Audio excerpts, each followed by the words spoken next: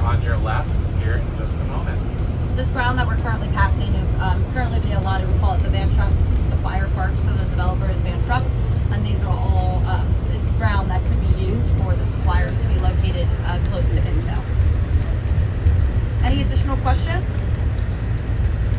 And you said it's going to be 5-lane all the way to Green Chapel? Yes, from the Mink Road interchange. You said Oh, I know it's going to bring the So you can start to kind of see the construction that's starting to happen up here. And then the fencing that you see, the aluminum fencing, is what is considered phase 1 for Intel. They do have about just under 1,000 acres that they will be able to develop.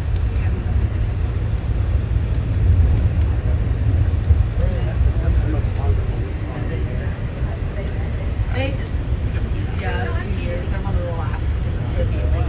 What they do is they privately negotiate with the property owners and just kind of phase out their operations and give them enough time to get relocated somewhere else.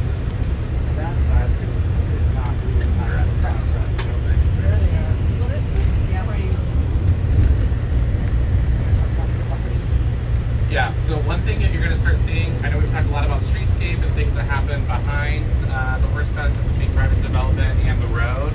So one thing that we've worked on with our planning commission as well as our city council is to really provide a buffer or some screening in between these large or even small private development projects and adjacent residential development. So you'll see mounding. Some of it was installed pretty early on in the project, and some of it's being installed now currently, as you see here with all this dirt work that's occurring. So these mounds are required to be installed for the zoning. They provide some visual buffering from the private development, again, for residents that are adjacent to the site. Once the project's complete, those parks will also have this very dense amount of landscaping installed either on the toe of the berms or even at the top of the berms in some instances to help provide, again, some visual buffering. Not only does it provide some visual buffering, but it also is really complementary to the rural aesthetic that is out here that existed before any private development. So we want to make sure that anything we do kind of responds to that context. So part of the reason why we've been so successful in economic development in the city of New Albany is because we provide shovel-ready sites. So what that means is that when they purchase the ground, they are already pre-zoned. So the majority of our business park is zoned limited general employment district. The reason that's important is because the limited portion of that means that we have established additional restrictions on the type of zoning for the ground. So general employment is actual zoning, but we use limited general employment, which allows us to narrow the uses. It allows us to establish landscape requirements, setback requirements. And so what Chris is mentioning, all of these things that we do to protect residents or make it less burdensome for those nearby, go through that zoning process. So Mr. Shell is one of our planning commission members, and then Marlene and Andrew are our city council members.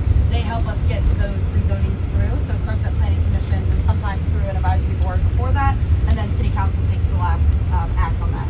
And a lot of those standards aren't things that are created in a vacuum. As Hans, Andrea, and Marlene know, a lot of those standards are created over years. They're refined, they're chiseled at, they're made better as we continue to develop. But it sounds a little scary for maybe some private developer that says, hey, there's all these limitations. The L word's a little scary, but in reality, they like having kind of the playbook at the beginning of the project, to know what rules to be expected to play by.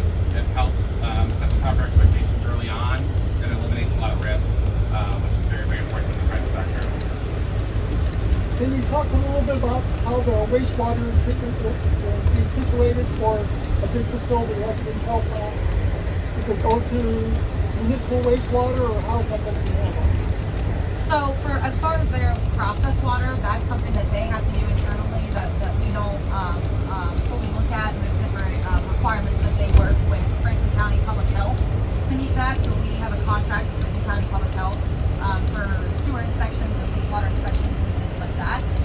As far as their actual water and sewer, those follow the city of New Albany water and sewer lines that are put in. We do get all of our water from the city of Columbus as a partnership, so that we kind of work together to be able to provide the right kind of inspection and meet the requirements between both of our standards. So their disposal to their sewer just goes in with everybody else's? Their regular sewer will just go in where everybody else is, but any processed water or anything that they use in their fabrication has a process that they have to handle on site, and that goes through a different treatment that really we aren't involved in. That's between them and the county.